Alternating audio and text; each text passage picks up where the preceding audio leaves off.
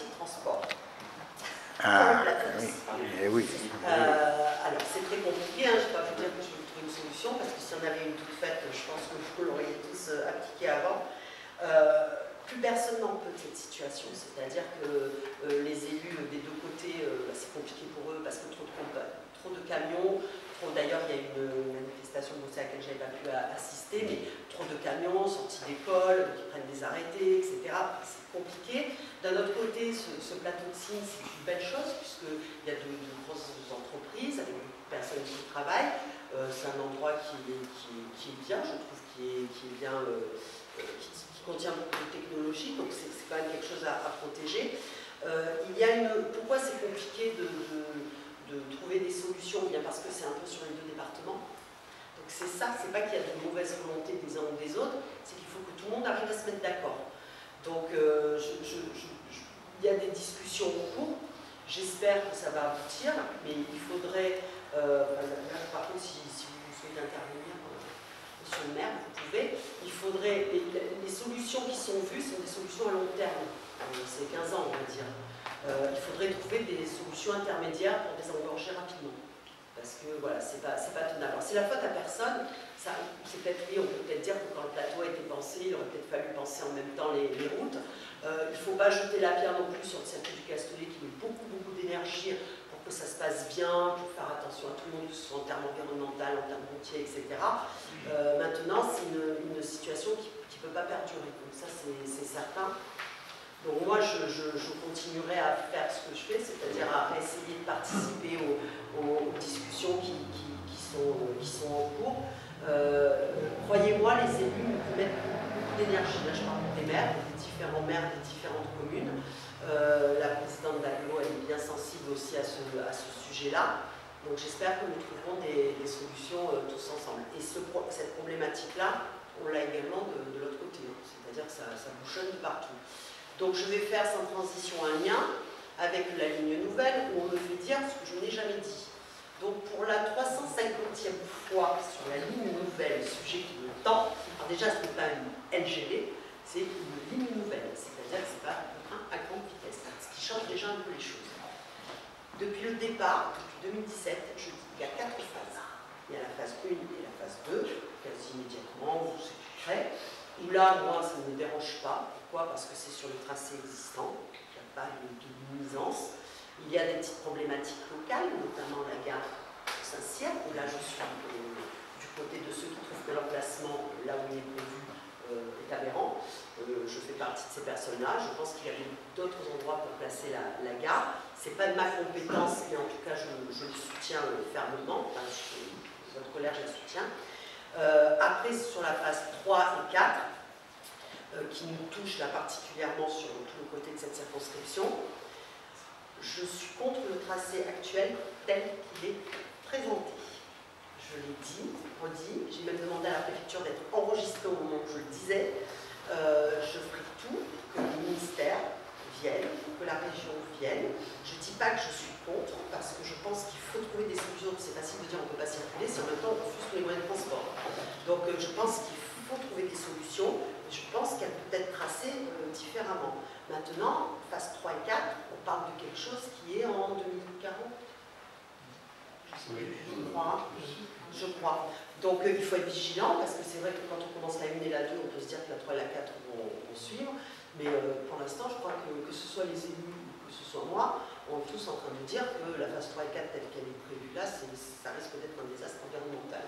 Donc moi je l'assume, hein, même si c'est soutenu par mon gouvernement, moi j'ai le droit de dire que ce n'est pas une bonne idée lorsque je suis élu sur place et que je vois le dégât que ça peut faire. Donc voilà, j'ai bon espoir de me faire entendre sur ce sujet. De toute façon, ça sera toujours mieux porté par un député de la majorité présidentielle que par un député, je ne sais qui n'aura pas les contacts directs avec les ministres. Alors, ce n'est pas ce qui fait que ça doit être moi le député, mais je dis simplement que ça facilite quand même les choses. Et surtout, quand on donne une majorité présidentielle à un président de la République, on lui permet de faire son programme. Donc il y a deux avantages. C'est l'avantage national, c'est d'essayer d'aider le président à travailler pour la France et d'avoir sa majorité pour le faire. Le deuxième avantage, c'est d'avoir les répercussions locales à tous les niveaux. Qu'on a quand même eu, même si ça n'a pas été parfait, je pense qu'il n'y avait pas eu avant autant que là en ce moment. Donc Enfin, voilà, je crois qu'il faut encore le répéter. Donc c'est sur ces sujets-là que je voulais intervenir. Je réfléchis, mais je crois que j'ai fait à peu près le tour de ce dont je voulais vous parler. Donc ma volonté, c'est de continuer dans ce monde idéal que j'arrive à discuter avec quasiment tous les élus et surtout à les aider sur leur... je suis obligée de mettre quasi, c'est quand même dommage. Hein. Enfin, deux maintenant, parce qu'il y en a qui se perdent. Tiens, juste, parce qu'il a dit qu'il allait se soutenir au deuxième tour. Ah. Mais ce n'est pas qu'une question de soutien, parce que sur les maires avec qui je travaille, au départ, politiquement, ils ne me soutenaient pas. C'est au bout des 5 ans. Il y en a encore qui ne me soutiennent pas vraiment, qui sont en retrait. Mais c'est surtout de donner la possibilité aux députés d'aider. Et je trouve ça aberrant. Alors, en plus, c'est souvent les mêmes qui critiquent en disant « Oui, mais nous, on n'a jamais d'argent, nous, on n'a jamais ci, on n'a jamais ça. » Il y a une commune, il n'y a pas longtemps, qui m'a dit « En 3 ans, j'ai eu 0 de DETR. » Je lui ai dit « Mais combien tu m'as fait passer le dossier? Combien? 0. Moi, je ne peux pas les deviner, les dossiers. Il y a 32 communes, encore une fois. Donc voilà, après, il faut qu'il y ait ce lien. Après, je ne dis pas non plus que ça fonctionne à tous les coups. Hein. Parfois, on me dit non, j'explique pourquoi on m'a dit non, je dis que ce sera la prochaine fois, ou que ça sera jamais. Mais c'est important que ce soit dans ce sens-là. Donc voilà, au niveau local, c'est continuer avec les maires, et même dans les propositions que je fais, j'aimerais faire une fois tous les 6 mois une réunion de tous les maires de la circonscription pour parler des sujets. Alors ce que j'avais déjà fait auparavant, c'est de les réunir sur les lois qui pouvaient avoir des répercussions sur eux, notamment la loi engagement proximité, où ça avait des conséquences sur les élus, et donc on en a discuté, et je trouve que c'est bien, parce que moi ça me donne des arguments pour pouvoir les remonter à Paris. Ce que je faisais également, et que je remettrai en place, c'était les tables rondes citoyennes. En fait, je faisais des appels sur les réseaux sociaux et à 100, je bloquais. Et on travaillait sur des thématiques, on faisait des amendements ensemble, et puis après, selon les lois, je les faisais remonter, et après, je leur faisais le retour en disant adopter ou pas adopter pour telle et telle raison. J'ai arrêté avec le Covid. J'avais fait ça, et après, pour que certains se rendent compte de la richesse de la circonscription, parce que moi, quand même si je la connaissais bien, j'ai découvert beaucoup de choses, j'avais fait les randonnées de la députée pour aller à la découverte du patrimoine. Et ça aussi, c'était sympa. On devait en faire une, mais on n'a pas pu. Voilà. Mais on la fera. Le Covid, c'est fini maintenant. On va dire que c'est fini, j'espère. Donc, ça a été un mandat compliqué parce que les gilets jaunes, parce que le Covid, parce que la guerre en Ukraine. Celui à venir ne sera pas plus simple. Je ne suis pas en train de vous faire des promesses et de dire que tout sera idéal parce qu'on voit l'inflation, on voit les conséquences que ça va avoir sur le pouvoir d'achat. On voit les difficultés qu'il y a dans certains services publics. Il y a un grand plan santé qui continue avec le plan de sécurité santé, mais qui va continuer avec le plan des urgences. Et c'est une nécessité. On a supprimé le numerus clausus, mais il manque des médecins. Donc il faut continuer à valoriser leur carrière et surtout à permettre de sauver notre système de santé. Sur ça aussi, j'avais un opposant qui laissait entendre que l'hôpital de Brignoles était en danger. Donc je lui ai dit, monsieur, vous mentez. Non seulement je vous le dis, mais je veux vous le prouver. Donc je lui ai prouvé. Et là, quand il y a eu un petit problème sur les urgences, un problème de fonctionnement sur les urgences il y a quelques jours, il m'a tagué partout en disant alors qui ment? C'est toujours lui qui ment. Je suis désolée. Parce qu'il n'y aura pas de fermeture, donc tu es encore mieux passé que moi pour dire, des urgences. Alors qu'est-ce qui s'est passé? Il y avait 2 personnes, je crois, 2 personnes malades, une qui devait travailler le soir et qui n'est pas venue travailler. Donc oui, il y a eu un dysfonctionnement. Il faut faire attention parce qu'il va y avoir des départs à la retraite, il faut faire attention parce qu'il faut fidéliser les personnes, d'où la maison des internes à Brignoles. Donc là, c'est pas moi, c'est ce qui se fait dans une commune, mais il faut arrêter de créer de la peur aussi. Alors oui, il manque des médecins dans certaines communes, je ne vais pas vous dire que tout va bien. Oui, c'est pas évident à renouveler, on y travaille. Le numerus clausus, c'est une chose, mais tout le monde joue le jeu à tous les niveaux, notamment au niveau des ordres, pour permettre qu'il y ait plus de gens formés, mais c'est pas dramatique. Il n'y avait plus d'argent au niveau des forces de l'ordre. Mais il y a eu un paiement de toutes les heures supplémentaires qui n'avaient pas été payées depuis des années. Il y a eu aussi le remplacement de 10 000 policiers, parce que c'est des postes qui avaient été supprimés. Mais on est juste, il en faut d'autres. Il faut aussi le temps de formation. Je me souviens quand je suis arrivée en 2017, j'étais dans un commissariat, on me disait oui c'est bien, alors là on a l'effectif, mais on n'a pas assez de gants pour prendre les empreintes, ou on n'a pas les gilets pare-balles. Donc voilà, tout ça il a fallu compenser, donc ça a été fait au niveau de l'immobilier, au niveau des voitures, au niveau de tout, mais il y a encore beaucoup à faire. Nous on n'a pas la police, nous avons sur la 6e circonscription que la gendarmerie. Là c'est pareil, notamment où on sait qu'il va falloir trouver de l'argent. faire en sorte que la gendarmerie soit dans des locaux dignes de ce nom.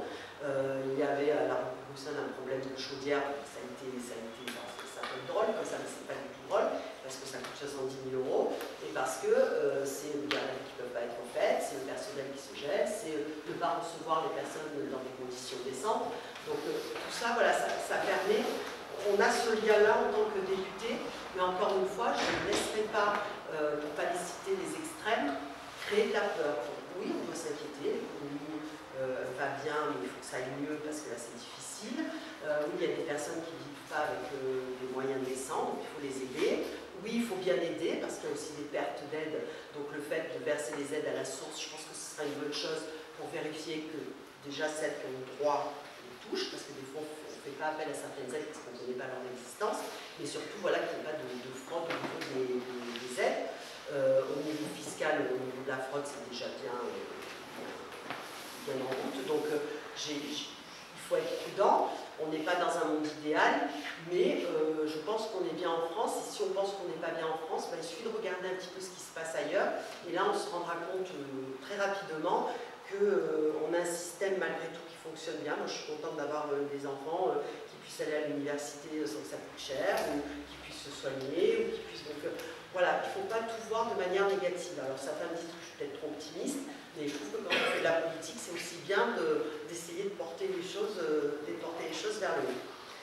Sur la dernière critique qui m'est souvent faite, c'est qu'on me dit vous êtes tout le temps sur les plateaux télé.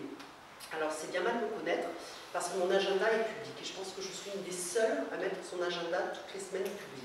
C'est-à-dire qu'on sait exactement tous les jours, sauf quand il y a eu le Covid, les gilets jaunes, c'est vrai que c'est des moments où j'ai un peu interrompu parce que j'étais chez moi en visio, mais sinon je tiens à mettre mon agenda public, c'est-à-dire qu'on sait que le lundi je reçois ma permanence, que le lundi après-midi je visite quelqu'un sur la Circo, que mardi, mercredi, jeudi je suis à Paris, et que le vendredi, samedi, dimanche je suis en fonction des événements qu'il y a sur la circonscription. Donc pourquoi la télé? Parce que déjà je crois au programme d'Emmanuel Macron, donc je trouvais normal de porter la parole. C'est aussi le moyen toujours de parler de chez nous. C'est-à-dire que si on ne parle pas du Bossé, de Brignoles, de Saint-Maximin, eh bien on n'existe pas. On n'existe pas dans le monde parisien. Donc pour moi, c'était vraiment un signe fort que de donner la parole à quelqu'un qui vient du Var et qui peut porter son territoire dans les médias.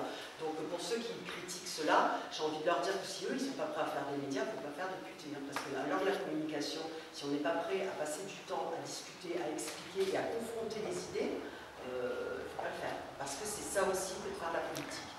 Donc voilà, j'avais envie sur ce dernier champ fort pour le dernier. Je suis trop allée sur les réseaux sociaux cet après-midi. Non, parce que je trouve qu'il y a des critiques qu'on mérite, encore une fois. Après, nous étions tous nouveaux aussi en politique, donc on a appris nos erreurs, mais il y a beaucoup de bonnes choses qui ont été faites et qui, du coup, on n'en entend plus du tout parler. Donc moi, j'aime bien quand même qu'on n'ait pas la mémoire trop courte et qu'on se rende bien compte de tous les efforts que ça demandait, surtout dans quel état était la France et là où on essaie de la mener pour qu'elle reste forte, dans une Europe forte, qu'on garde notre identité, mais tout en gardant aussi notre appartenance européenne à laquelle je tiens. Voilà, j'arrête.